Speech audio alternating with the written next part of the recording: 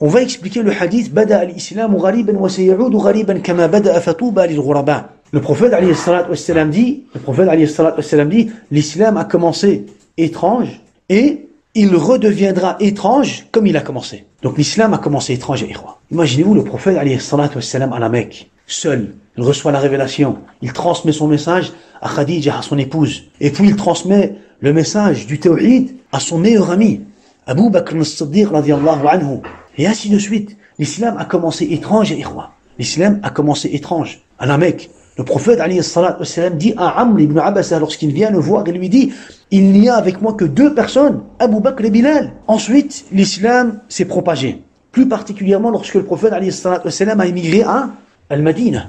L'islam s'est propagé sur la péninsule arabique. Et elle s'est propagée encore plus après la mort du prophète alayhi salatu wassalam. Après la mort du prophète, lorsque les compagnons ont pris la responsabilité de transmettre la da'wah, de transmettre le tawhid, de transmettre le message d'Allah Azza wa Jal, de transmettre le message d'Allah subhanahu wa ta'ala, l'islam s'est propagé. Intashara l'islam. Et l'islam subhanallah a atteint, on va dire, son sommet.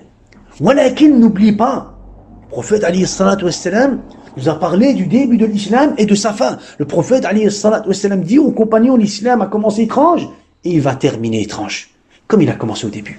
Comme il a commencé au début, subhanallah. Donc, aujourd'hui, l'islam est étrange. Aujourd'hui, l'islam est étrange. Le prophète, alayhi salatu wassalam, regardez, dans la continuité du hadith, le prophète, alayhi salatu wassalam, dit, Fatouba lil ghuraba. Annoncez alors la bonne nouvelle aux étrangers. L'islam a commencé étrange et va terminer étrange. Mais c'est quoi l'objectif? De savoir que l'islam va terminer étrange. Qu'est-ce qu'on doit savoir? Qu'est-ce qu'on doit faire lorsque l'islam va être étrange, ya ikhwa? Bada al-Islam ghariban.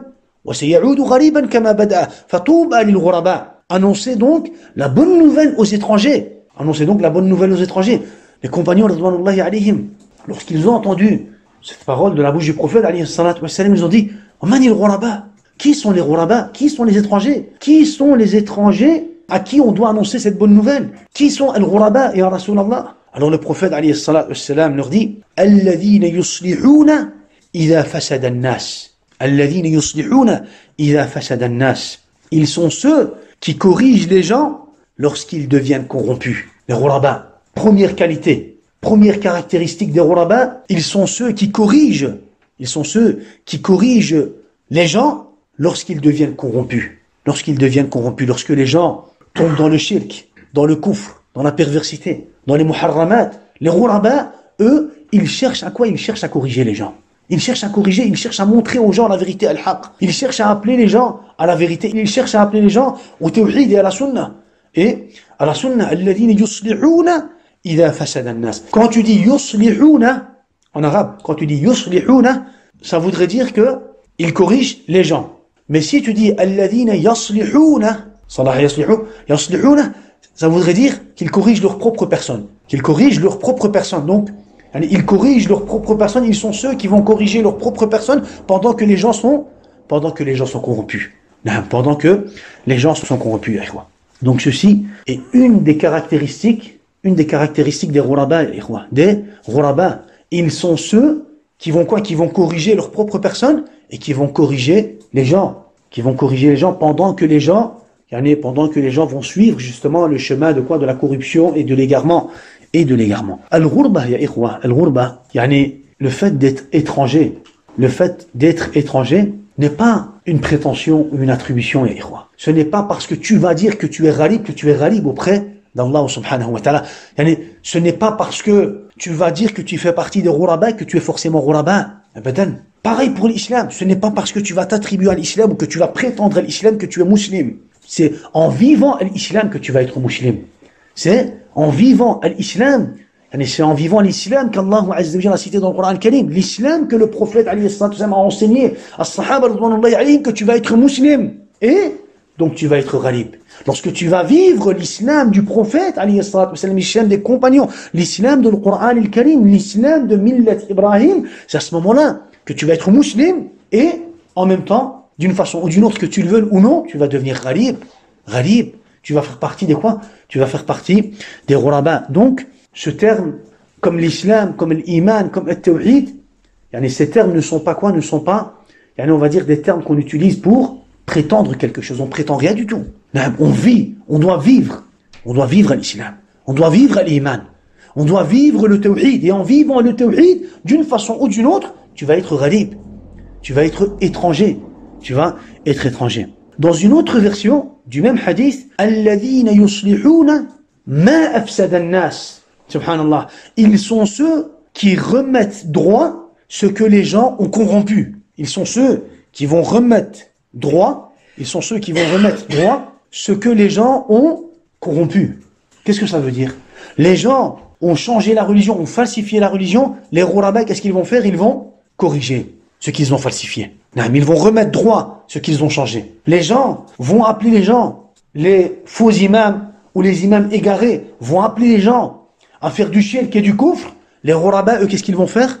Ils vont avertir les gens de ne pas commettre ce haram, de ne pas commettre ce péché, qui va faire qu'ils vont mériter l'enfer éternellement. Les gens vont suivre, vont rajouter dans la religion d'Allah Azza wa Jal des innovations, des bid'ah. Les ghuraba, eux, qu'est-ce qu'ils vont faire? Ils vont corriger cela. Ils vont remettre droit cette méthodologie dans la religion. Et qu'est-ce qu'ils vont faire? Ils vont appeler les gens à suivre le chemin de la sunna. Les gens vont rendre le halal haram et le haram halal. Qu'est-ce qu'ils vont faire, les ghuraba? Ils vont enseigner le haram d'Allah comme haram et le halal d'Allah comme halal. Alladhina yuslihuna ma afsada an-nas. Ce qu'ils ont corrompu, ils vont remettre droit ce qu'ils ont cassé, ce qu'ils ont changé, ce qu'ils ont falsifié de la religion d'Allah subhanahu wa ta'ala. Et c'est pour cela que, ceci est quoi? Ceci est un devoir sur chaque musulman. De quoi? De remettre droit ce que les gens ont corrompu, ce que les gens ont changé, ce que les gens ont falsifié. Un devoir sur toi de transmettre le message d'Allah subhanahu wa ta'ala. Ceci est quoi? Ceci fait partie des particularités, des caractéristiques, des qualités des ghuraba. Des qualités des ghuraba. Dans la version de Abdullah ibn Mas'ud, le prophète alayhi salatu wassalam dit Inna al-islam bada'a ghariban wa sayaudu ghariban kama bada'a fatuba lil ghuraba. L'islam a commencé étrange et va terminer étrange comme il a commencé. Annoncez donc la bonne nouvelle aux étrangers. Qila wa man al-ghuraba? Qui sont les ghuraba ya Rasulallah? Le prophète alayhi salatu wassalam dit An-nuzza' min qaba'il, min kulli qabila. An-nuzza' min kulli qabila ou bien An-nuzza' min al-qaba'il. An-nuzza' c'est quoi? An-nuzza' kullu shakhsin أي من كل قبيلة شخص يؤمن بالنبي عليه الصلاة والسلام. النزاع, naza'a c'est le fait de tirer. Naza'a c'est le fait de tirer. Ici, النزاع, en fait, ici, les ulama ont dit qabila, c'est une tribu, une famille, une tribu. Les ghuraba sont ceux qui se sont retirés de leur famille et de leur tribu. Ceux qui se sont écartés de chaque tribu. Il y a quoi? Il y a des nuza'. An-nuza' sont ceux qui se sont retirés de quoi? Retirés de leur famille, de leur tribu. Pourquoi? Parce qu'ils veulent vivre leur religion. Ils se sont retirés pour qui? Pour Allah Azza wa Jal. Les ghuraba sont ceux qui ont quoi? Qui ont pris en considération Allah et son messager avant de quoi? Avant de prendre en considération leur famille. Ils ont donné plus d'importance à qui? À Allah subhanahu wa ta'ala, au prophète alayhi salatu wassalam, qu'à leur propre famille. An-nuzza' min kulli qabila. Et c'était comme ça en réalité au temps du prophète alayhi salatu wassalam, au début de l'islam. Au début de l'islam, de chaque famille on retrouvait un croyant. Un musulman, un musulman. Dans la famille, par exemple, Abu Bakr al-Siddiq, radiyallahu anhu. On retrouvait à chaque fois un croyant. Abu Bakr al-Siddiq, Omar ibn al-Khattab, Abdullah ibn Mas'ud, Mus'ab ibn Umayr, et ainsi de suite. De chaque famille, subhanallah, on retrouvait quoi? On retrouvait un croyant, un musulman. Un musulman. An-nuzza' min kulli qabila. An-nuzza' min qaba'il.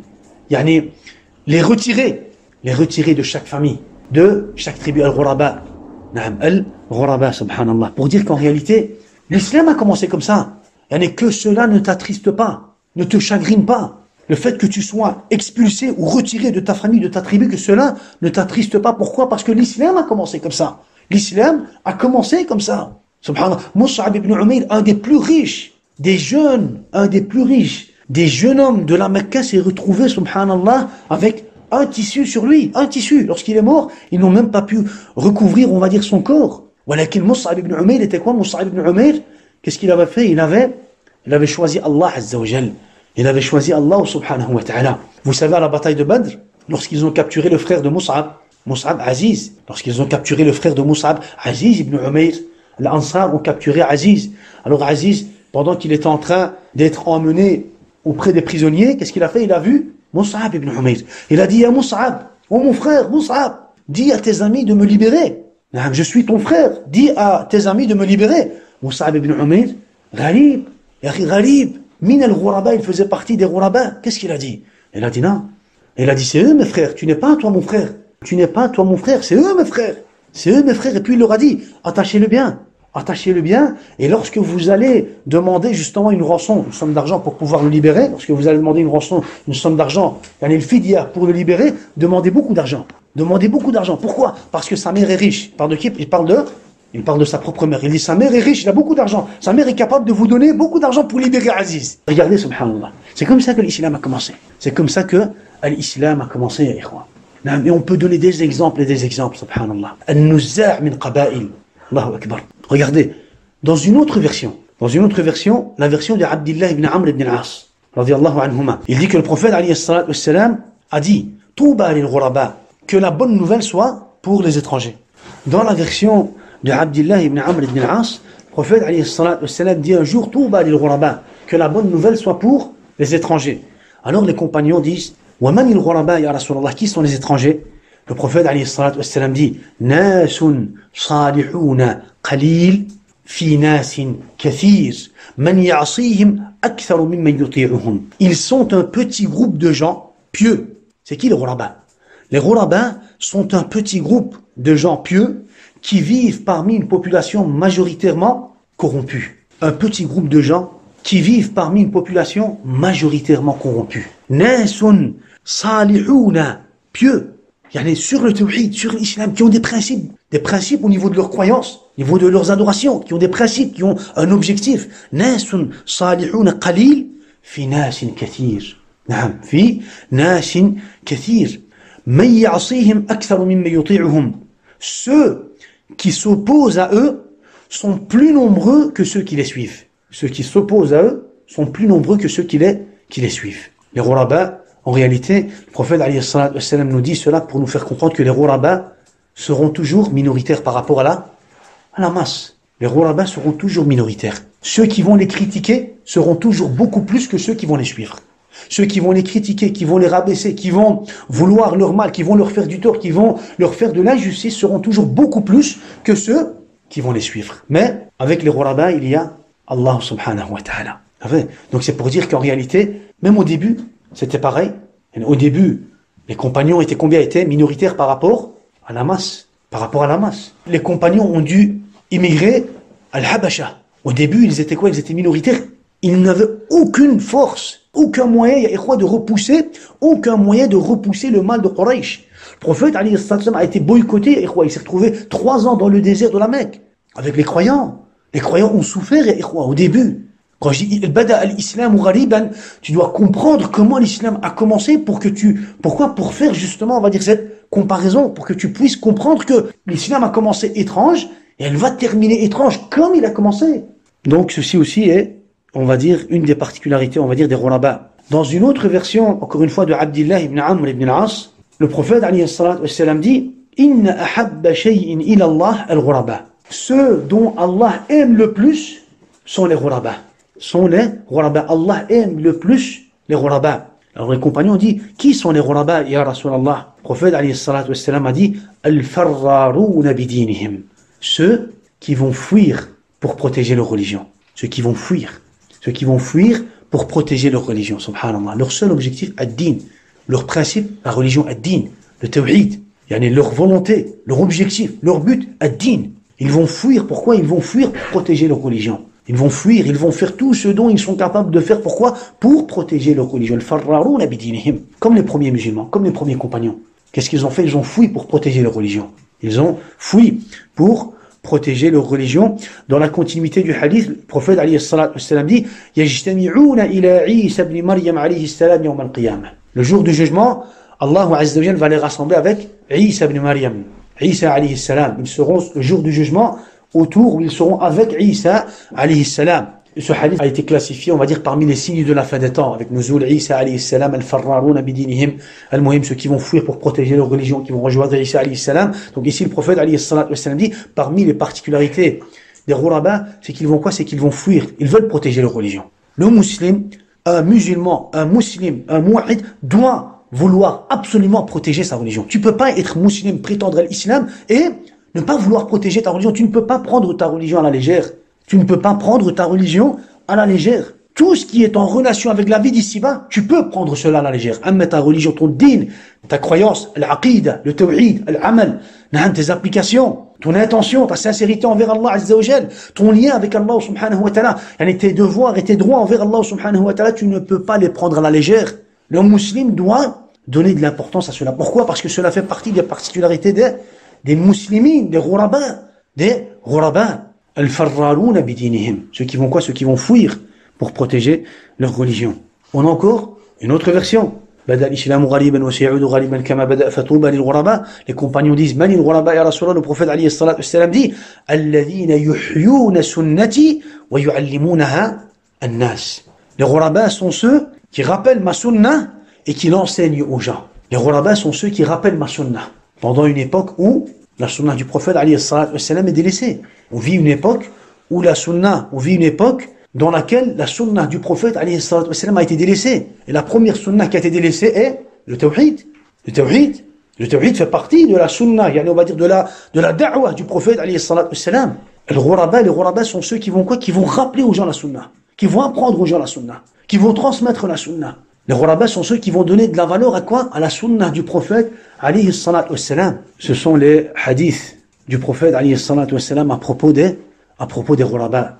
Il y a le fait de rappeler la sunnah du prophète alayhi salatu wassalam. Ici, quand on parle du fait de rappeler la sunnah, la première chose qu'on doit rappeler et qui fait partie de la sunnah est le tawhid d'Allah subhanahu wa ta'ala. Donc, c'est parce qu'ils sont minoritaires et qu'ils cherchent à corriger leur propre personne, qu'ils cherchent à corriger les gens, qu'ils rappellent aux gens la vérité, qu'ils cherchent à protéger leur religion, qu'ils ont été nommés ghuraba. Ahlut tawhid, ghuraba. Les gens du tawhid aujourd'hui, ils sont ghuraba. Les gens du tawhid aujourd'hui, ils sont ghuraba, ils sont étrangers. Les gens de la sunnah, ceux qui suivent le chemin du prophète alayhi salatu wassalam, aujourd'hui sont ghuraba, ils sont étrangers. Ceux qui appellent les gens au tawhid, ceux qui appellent les gens à Coran, à sunnah, à fahm al-sahaba, aujourd'hui sont des ghuraba, des étrangers. Ils sont des étrangers. Walakin, ils sont ghuraba ici sur terre. Ils sont ghuraba ici sur terre. Walakin, en réalité, ils ne sont pas ghuraba envers Allah subhanahu wa ta'ala, parce qu'Allah Azza wa Jalla est avec eux. Ils sont ghuraba ici sur terre. Ils sont ghuraba dans ce qu'ils vont confronter, dans les difficultés qu'ils vont rencontrer ici sur terre, dans ce qu'ils vont subir ici sur terre. Walakin hum ahlullahi haqqan. Hum ahlullahi haqqan. Ils sont ceux qui sont avec Allah. Et Allah Azza wa Jalla est avec eux. Inna lanansuru rusulana walladhina amanu fil hayati dunya wa yawma yaqumul ashhad. Je vais soutenir, Allah subhanahu wa ta'ala dit, je vais très certainement soutenir les croyants, je vais très certainement soutenir les messagers et les croyants ici sur terre et dans l'au-delà, Donc, les ghuraba, les croyants, les gens du tawhid sont étrangers ici sur terre par rapport à la masse, par rapport aux gens. Voilà qu'en réalité, cela ne nous dérange pas. Pourquoi? Parce qu'on ne cherche que l'agrément et la satisfaction d'Allah subhanahu wa ta'ala. Cette étrangeté, le ghurba, elle peut exister à un endroit en dehors d'un autre, ou alors à un moment en dehors d'un autre, ou alors auprès d'un peuple en dehors d'un autre. Qu'est-ce que ça veut dire? Ça veut dire que il se pourrait que les gens du tawhid soient ghuraba à un endroit, mais pas à un autre endroit. Les ulama ont dit ici, ça pourrait quoi? Ça pourrait changer d'une situation à une autre. Donc les ghuraba, les ghuraba sont ceux qui ne se remettent qu'à Allah subhanahu wa ta'ala. Et ils ne cherchent que quoi? Ils ne cherchent que l'agrément d'Allah subhanahu wa ta'ala. Ils n'appellent les gens qu'au tawhid d'Allah subhanahu wa ta'ala. Le musulman, le muwahhid, n'appelle pas les gens à suivre une secte ou un parti politique ou alors un nombre de savants. Non. Le musulman, le musulman, le muwahhid, le ghalib, qu'est-ce qu'il fait? Il appelle les gens à suivre le chemin des prophètes, du prophète Muhammad alayhi salatu wassalam. Qul hadihi sabili ad'u ila Allah. Dis, ceci est mon chemin, j'appelle à Allah. J'appelle à Allah. On n'appelle pas les gens à suivre, on va dire, une secte ou une tendance, ou des savants, ou alors des avis. On appelle les gens à suivre le chemin d'Allah subhanahu wa ta'ala, le chemin du tawhid. Le chemin du tawhid. Et on ne cherche pas quoi? On ne cherche pas, on ne demande pas aux gens de quoi? De se soumettre à nous-mêmes. Abadan, on demande aux gens de se soumettre à Allah, le Seigneur de l'univers. Donc ceci fait partie de quoi? Fait partie des particularités ou des caractéristiques des ghuraba. Des caractéristiques des ghuraba. Le gharib aujourd'hui, ya ikhwa, le gharib, l'étranger, le musulman aujourd'hui doit avoir beaucoup de patience, ya ikhwa. Il doit avoir beaucoup de patience. Le musulman aujourd'hui doit avoir beaucoup de patience. Le prophète, alayhi salatu wassalam, regardez, dans un hadith, le hadith d'Abu Tha'laba. Abu Tha'laba al-Khushani. Abu Tha'laba al-Khushani. Le hadith d'Abu Daoud et de l'imam al-Tirmidhi. Abu Tha'laba al-Khushani, dans ce hadith, le prophète, alayhi salatu wassalam, dit فَإِنَّ مِنْ وَرَائِكُمْ أَيَّامَ الصَّبْرِ أَيَّامَ الصَّبْرِ. Des jours pénibles viendront à vous. Des jours difficiles. Des jours pénibles viendront à vous. وَالصَّبْرُ فِيهِنَّ مثل قبض على الجمر مثل قبض على الجمر. Vivre à cette époque nécessitera pour le musulman une patience. Vivre à cette époque, le prophète alayhi salatu wassalam parle d'une époque. Il dit, c'est une époque où il va avoir quoi? Il va avoir des jours difficiles, des épreuves difficiles. Vivre à cette époque nécessitera pour les musulmans une patience équivalente à celle qu'il faut pour tenir une braise en main, un charbon brûlé. Et imaginez-vous la patience que tu devrais avoir pour avoir une braise en main. Imagine, toi, la patience que tu devrais avoir pour te faire brûler, mais avec une braise, de façon à ce que tu puisses la garder dans ta main. Quand le prophète alayhi salatu wassalam nous donne l'exemple d'une braise, c'est pour que tu comprennes que tu es censé la garder en main. Tu es censé la garder en main. C'est pas que tu vas te faire brûler une fois et puis tu vas mettre le feu de côté, non. Si le prophète alayhi salatu wassalam te cite un exemple, pourquoi est-ce qu'il te cite l'exemple de la braise? C'est pour te faire comprendre que tu as cela en main et tu es censé pouvoir la garder. Alors, le prophète alayhi salatu wassalam dit لِلْعَامِلِ فِيهِنَّ أَجْرُ 50 رَجُلًا يَعْمَلُونَ مِثْلَ عَمَلِهِ. Ce jour-là, ou ces jours-là, le musulman va avoir besoin de beaucoup de patience. Le prophète nomme ces jours par quoi? Par la patience. Il dit des jours de patience. Ayyam as-sabri. Ayyam as-sabr. Les jours de patience. Des jours de patience. Le prophète alayhi salatu wassalam dit, quiconque à ce moment-là sera capable d'avoir cette patience recevra la récompense de 50 personnes. De 50 personnes. Alors les compagnons disent, Ya Rasulallah, le compagnon dit, Ya Rasulallah, ajru 50 minhum, ô le messager d'Allah, la récompense de 50 d'entre eux, de ceux qui vont vivre à cette époque. Le prophète alayhi salatu wassalam dit, La ajru 50 minkum, la récompense de 50 d'entre vous, des compagnons. La récompense de 50 d'entre vous, les compagnons. Ce jour-là, celui qui va vivre ces jours-là, ces jours d'épreuves et de difficultés, ces jours de patience, celui qui va être fixe sur le tawhid et qui va faire tout ce dont il est capable de faire pour protéger sa religion, son tawhid, sa famille, al-muhim, sa croyance. Ce jour-là, cet homme aura la récompense de 50 personnes. 50 personnes de chez eux, non, 50 personnes de chez vous. Imaginez-vous ce que ça demande, ya ikhwa. Imaginez-vous ce que ça demande, comme quoi, ce que ça demande comme effort, comme amal, comme ijtihad. Ce que ça nous demande, ya ikhwa, comme quoi, comme fermeté, comme stabilité, comme, subhanallah, comme thabat, sur quoi? Comme thabat sur la religion d'Allah subhanahu wa ta'ala. Thabat sur la religion d'Allah subhanahu wa ta'ala. On ne peut pas atteindre cette récompense en faisant n'importe quoi et en négligeant la religion. N'oublie pas, ya akhi, une des particularités du gharib, c'est que al-farraru bidinihi, il fouille pour sa religion. C'est-à-dire qu'il fait tout ce dont il est capable de faire pour protéger sa religion. Pourquoi? Parce que la chose la plus valeureuse qu'il a ici sur terre, est sa religion, ad-din, ya akhi, le tawhid, qui est justement la dernière chose à laquelle donnent l'importance les mushrikoun. Pour les mushrikines, la dernière chose qui a, on va dire, une importance, et encore, ça n'a même pas d'importance pour eux. Aucune valeur, aucune importance, aucun principe, aucune notion, aucune croyance, rien. Subhanallah. Al-muhim. Donc on voit, ya ikhwa, on comprend que quoi? On comprend que être musulman demande des efforts, ya ikhwa. Huffat al-jannah bil-makarih wa huffat al-nar bil-shahawat.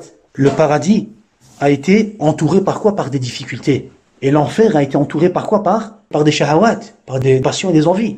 C'est pour cela qu'être musulman demande quoi? Nous demande des efforts. On s'est engagé, pas pour une récompense ici sur terre. On s'est engagé pour le paradis. On a dit, وَأَشْهَدُ أَنَّ الْجَنَّةَ حَقٌّ وَالنَّارَ حَقٌّ. Et on témoigne, et on jure, et on déclare, et on proclame, et on dit, à voix haute, que le paradis et l'enfer sont des vérités. Que le paradis est une vérité, que l'enfer est une vérité. On y a cru. On croit au jour dernier, au jour du jugement. Tout ce que tu vis ici sur terre n'a aucune importance par rapport à ce qui t'attend, bi'iznillah, le jour du jugement. N'a aucune importance. Pourquoi? Parce que ton objectif à la base est le paradis. La récompense d'Allah subhanahu wa ta'ala. La récompense d'Allah subhanahu wa ta'ala. Et c'est pour cela que tu dois faire des efforts